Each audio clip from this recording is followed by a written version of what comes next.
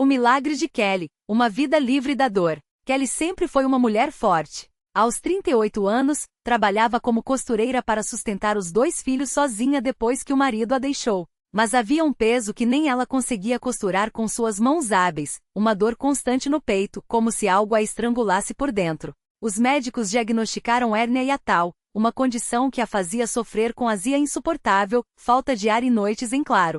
Os remédios aliviavam por algumas horas, mas a dor sempre voltava. Doutor, parece que tem um nó na garganta que nunca sai, ela dizia com lágrimas nos olhos. A resposta era sempre a mesma: infelizmente é crônico. Você vai ter que aprender a conviver com isso. Foi numa tarde de domingo, quando a dor a derrubou no chão do quarto, que Kelly ouviu pela janela um coro de vozes cantando sem acompanhamento de instrumentos.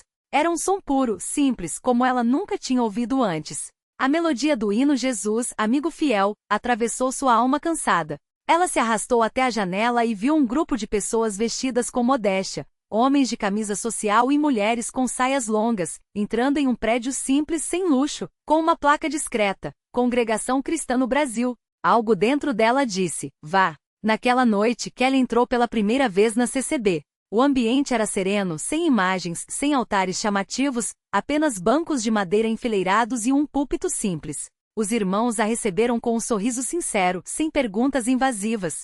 Uma irmã de cabelo preso em coque e vestido até os tornozelos lhe ofereceu um inário. Cante conosco, irmã. Deus ouve o coração, disse baixinho. Kelly não conhecia os hinos, mas tentou acompanhar. Quando começaram a cantar que amigo, em uníssono, sem órgão, sem bateria, apenas vozes unidas, ela sentiu uma paz estranha. O ancião, um homem de cabelos grisalhos e voz firme, dirigiu a reunião com simplicidade. Não havia sermões longos, apenas leituras bíblicas e exortações curtas, sempre voltadas para a humildade e a confiança em Deus. Na hora da oração, todos se ajoelharam.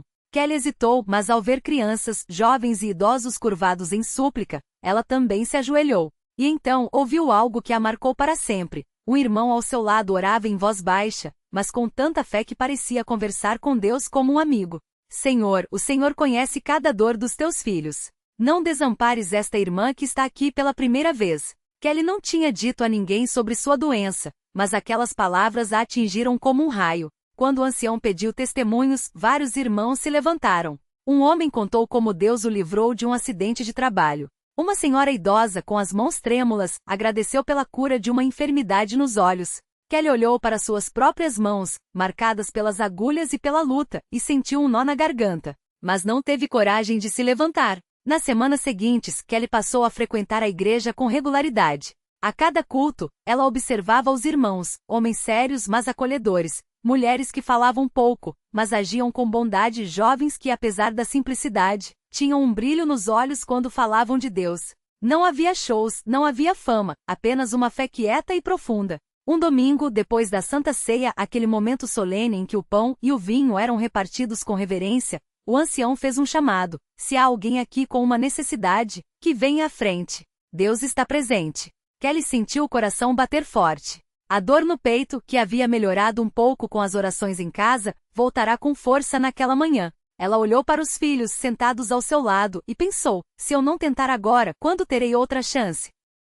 Com as pernas trêmulas, ela se levantou. O silêncio na igreja foi instantâneo, não por curiosidade, mas por respeito.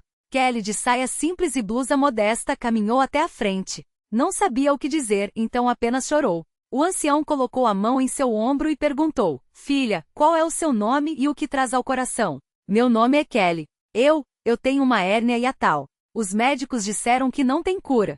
Sua voz quebrou. Mas eu acredito que Deus pode me curar. O ancião não fez espetáculo. Não gritou, não prometeu nada. Apenas disse: irmãos, vamos orar por nossa irmã Kelly. E todos se ajoelharam novamente. As mãos que se estenderam sobre ela eram ásperas, mãos de trabalhadores, de donas de casa, de pessoas comuns. Mas as palavras que saíram daqueles lábios eram cheias de uma autoridade que Kelly nunca tinha sentido antes. Pai Celestial, tu que saraste os enfermos com tuas próprias mãos, olha para esta tua filha. Não pela nossa justiça, mas pela tua misericórdia, toca o seu corpo e libera-a desta dor. Em nome de Jesus. Kelly sentiu algo quente percorrer seu peito, como se uma mão invisível desatasse o nó que a sufocava há anos. Ela não caiu, não gritou. Apenas soube, no fundo da alma, que algo havia mudado. Naquela noite, Kelly comeu sem medos. Não tomou remédios. Dormiu como uma criança. Na manhã seguinte, acordou esperando a dor habitual. Mas ela não veio. Nem no café da manhã, nem no almoço. Passaram-se dias, semanas. Kelly voltou ao médico que, depois de exames, olhou para ela com espanto. Sua hérnia desapareceu. Não há sinais de inflamação, não há nada. É como se nunca tivesse tido.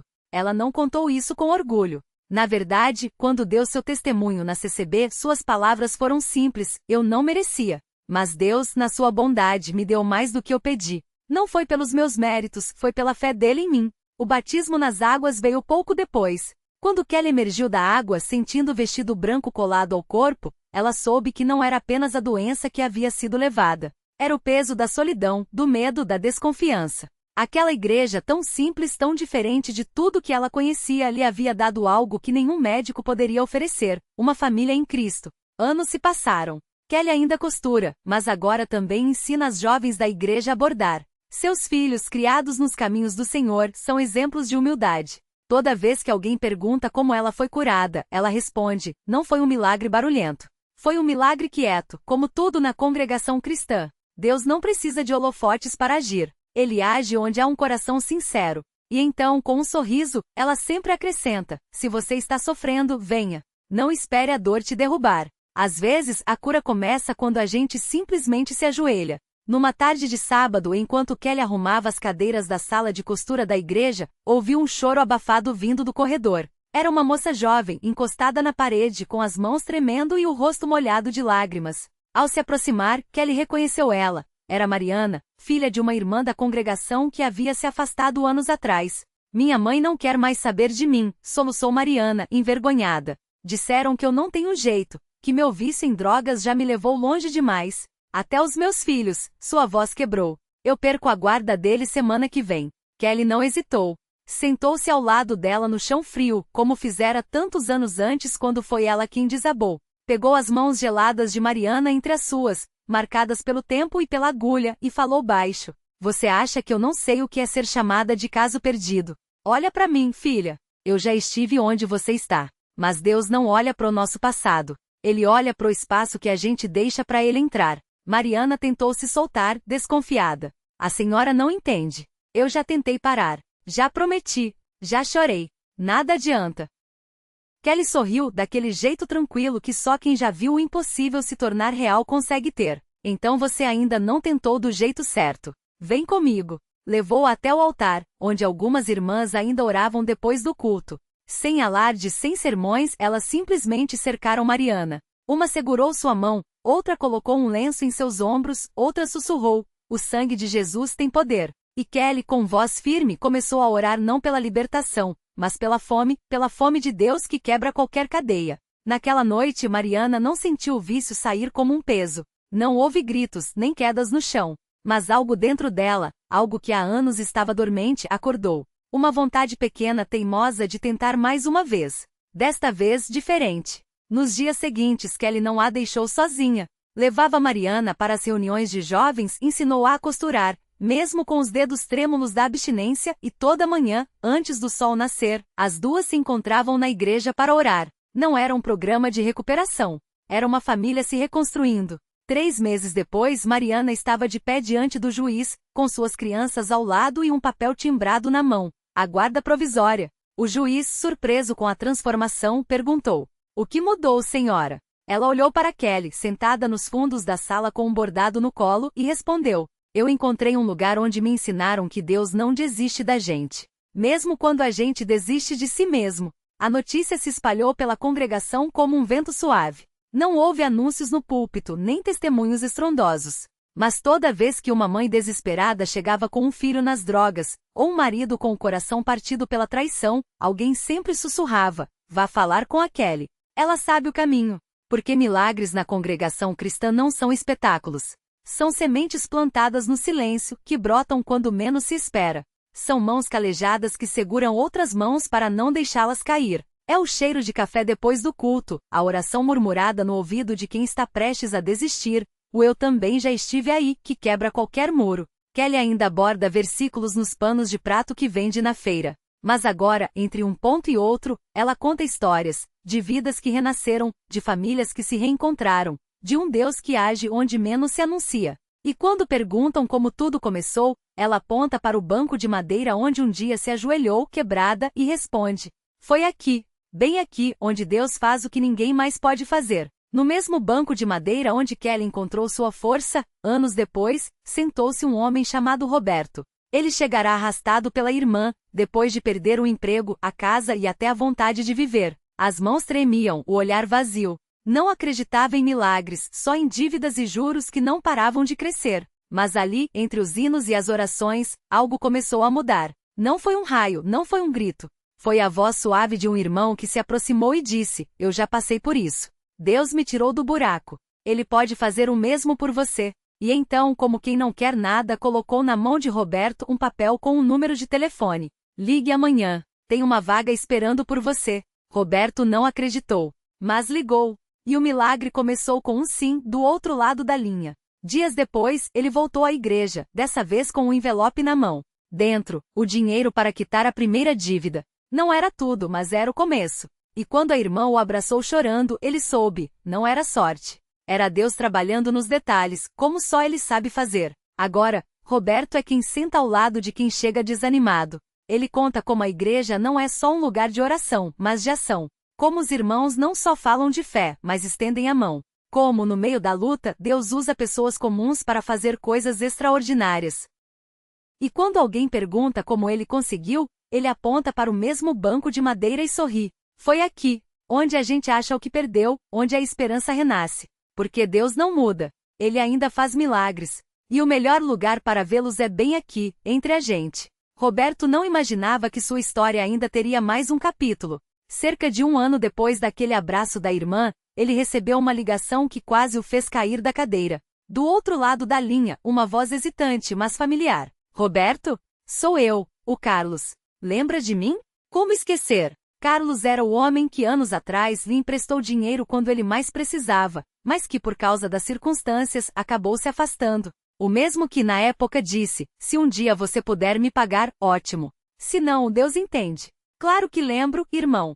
Respondeu Roberto, o coração acelerado. Como você está? Bem, melhor agora. Olha, eu ouvi seu testemunho na igreja ontem. Aquela história do envelope da irmã que chorou. A voz de Carlos tremia. Eu também tive um milagre. Minha filha estava doente, os médicos não davam esperança, mas na Universal oraram por ela. Hoje ela está curada. E eu sinto que Deus me mandou devolver aquilo que era seu. Roberto seguiu o coração e marcou de encontrá-lo na igreja no domingo seguinte. Quando Carlos chegou, não trazia apenas o dinheiro de volta, trazia a família inteira. Sua esposa, a filha, já sorrindo sem nenhum sinal da doença, e até a mãe que nunca tinha pisado numa igreja. Naquele dia, durante o culto, quando o pastor pediu para que quem tinha um milagre levantasse a mão, Roberto olhou para o lado e viu Carlos com os olhos cheios d'água, a mão firme para cima. Foi então que ele entendeu, o milagre dele não tinha sido só quitar uma dívida. Era muito maior. Era uma corrente de bênçãos que não parava.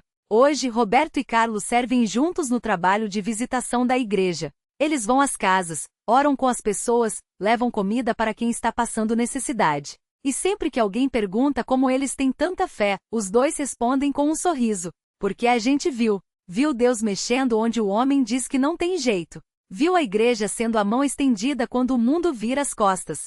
E o mais lindo? Não foi só conosco. Todo domingo a gente vê mais um, mais outro, milagres que não saem no jornal, mas que mudam vidas. E assim, entre um abraço e outro, entre lágrimas de gratidão e risadas de quem redescobriu a alegria, a história de Roberto continua. Não como um conto que acabou, mas como um testemunho vivo de que quando a gente menos espera, Deus escreve os melhores capítulos, e ele adora usar a igreja para isso. Um dia, enquanto Roberto e Ana ajudavam na distribuição de cestas básicas no bairro, uma senhora de olhos cansados e mãos trêmulas se aproximou. Era Dona Maria, uma viúva que vivia sozinha e mal conseguia pagar as contas desde que o filho mais novo, Lucas, havia caído nas drogas. Ela já tinha ido em várias igrejas, mas nenhuma parecia entender sua dor de verdade. Minha filha, eu não aguento mais, ela disse, segurando as lágrimas. Meu filho está se matando e eu não sei o que fazer. Já orei tanto, já chorei tanto. Ana segurou a mão dela com firmeza e olhou nos seus olhos. Dona Maria, a gente também já esteve no fundo do poço.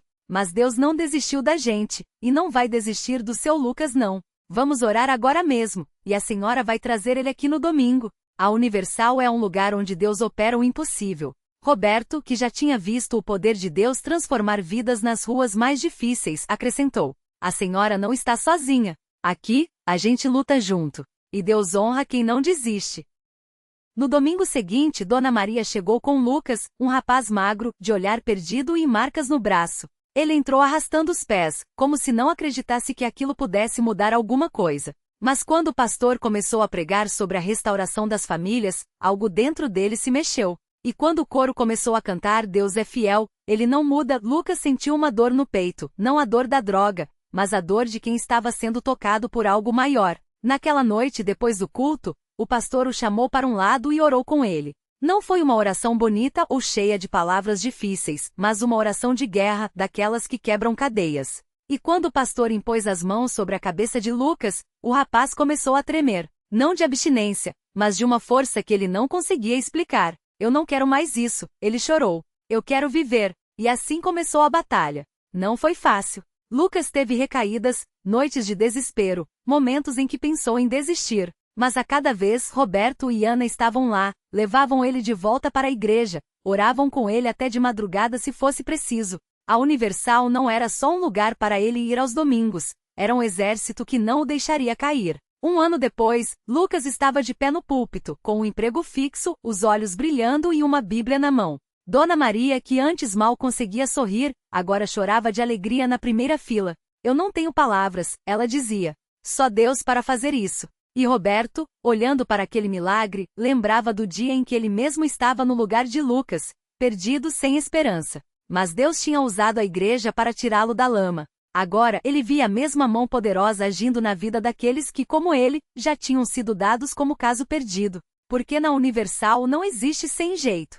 Existe Deus. E onde ele está, o impossível vira testemunho. Naquele mesmo culto, enquanto Lucas compartilhava seu testemunho com voz firme, uma mulher chamada Ana entrou pela porta dos fundos, arrastando os pés como se cada passo pesasse 1 tonelada. Seu rosto estava marcado pela dor, os olhos inchados de tanto chorar. Ela vinha de mais uma noite em claro, ouvindo o marido gritar que não queria mais viver, que a vida não tinha sentido. As contas se acumulavam, a depressão apertava o peito dele como um torno, e Ana já não sabia mais o que fazer. Ela tinha ouvido falar da Universal por uma vizinha que lhe disse: lá, eles oram até o impossível virar possível. Mas Ana não acreditava muito em milagres. Até aquele dia. Enquanto o pastor falava sobre a fidelidade de Deus, algo dentro dela se mexeu. Era como se uma voz sussurrasse: você não está sozinha. Quando o apelo foi feito, ela levantou a mão trêmula e, em segundos, uma obreira estava ao seu lado, segurando suas mãos geladas. Minha irmã, hoje é o seu dia, disse a obreira com uma convicção que Ana não entendia, mas desejava ter. Deus vai tocar no seu marido. Você vai ver. Ana não sabia como, nem quando, mas algo dentro dela escolheu acreditar. Naquela noite, quando chegou em casa, encontrou o marido Carlos, sentado no escuro, a cabeça entre as mãos. Ela se ajoelhou ao lado dele, como fazia há meses, mas dessa vez, em vez de chorar, começou a orar em voz alta, repetindo as palavras que tinha ouvido na igreja. Senhor, o Senhor é o Deus do impossível. Toque no coração do Carlos. Dê-lhe paz. Dê-lhe um motivo para viver. Carlos não reagiu no primeiro dia, nem no segundo. Mas Ana não desistiu. Todos os dias, ela ia à Universal, levava o óleo ungido para casa, orava, jejuava. Até que numa tarde, enquanto ela estava no culto de libertação, o telefone tocou. Era Carlos. Ana, a voz dele estava diferente. Mais leve. Eu tive um sonho hoje. Um homem de branco me segurou pela mão e disse: levanta, que ainda tem muito para você fazer. E quando acordei, eu só conseguia pensar em ir até essa igreja que você não para de falar. Naquele domingo, Carlos entrou na Universal pela primeira vez. Não disse nada. Só ouviu. Mas quando o pastor falou sobre a depressão como uma prisão espiritual, ele começou a chorar. E então, como se uma corrente se rompesse, ele se levantou e foi até o altar, ajoelhando-se sem forças. Os obreiros oraram por ele com uma autoridade que Ana nunca tinha visto. Gritavam contra o espírito de morte e declaravam vida, propósito, restauração. E Carlos, que há anos não sentia nada além de vazio, começou a tremer. Não de medo, mas de algo novo, uma esperança estranha, como se alguém tivesse acendido uma luz dentro dele. 3 meses depois, Carlos estava de pé ao lado de Ana, não mais como um homem quebrado, mas como um guerreiro. Ele tinha conseguido um emprego, a depressão tinha perdido o poder sobre ele e agora, toda semana, ele era um dos primeiros a chegar na igreja para ajudar a arrumar as cadeiras, sorrindo para quem chegava com o mesmo desespero que um dia foi seu. Eu não sei explicar, ele dizia para quem queria ouvir. Só sei que aqui Deus me deu uma segunda chance. E assim como Lucas, como Roberto, como tantos outros, Carlos se tornou mais um testemunho vivo de que na Universal não há caso perdido. Há só corações que Deus quer curar, vidas que Ele quer reescrever. Porque onde a medicina falha, onde a psicologia não alcança, onde até a família desiste, Deus age. E Ele usa a igreja, essa igreja, para fazer do deserto um jardim da cinza beleza. Porque milagre não é coisa do passado. É o que acontece toda vez que alguém, mesmo com as últimas forças, decide entrar por aquelas portas e dizer: aqui estou, faz de mim um testemunho. O último passo do milagre. Carlos não sabia, mas aquela noite seria diferente. Enquanto ajudava a guardar as últimas cadeiras, sentiu um calor no peito, não a dor sufocante de antes, mas uma paz que o invadia como um rio manso. Respirou fundo e, pela primeira vez em anos, não teve medo do próprio coração. Ao sair da igreja, olhou para o céu estrelado e sorriu. Estou curado, pensou. Não por um exame, não por um médico, mas por uma certeza que nascia dentro dele, mais real que qualquer diagnóstico. Na manhã seguinte, o cardiologista o recebeu com ceticismo. Os exames, porém, falavam por si. O coração de Carlos batia forte, regular, saudável. O médico balançou a cabeça, incrédulo. Isso não tem explicação científica. Carlos apenas respondeu: tem sim. Chama-se fé. A reflexão que fica. Milagres não são sobre suspender as leis da natureza, mas sobre revelar que Deus escreve além delas.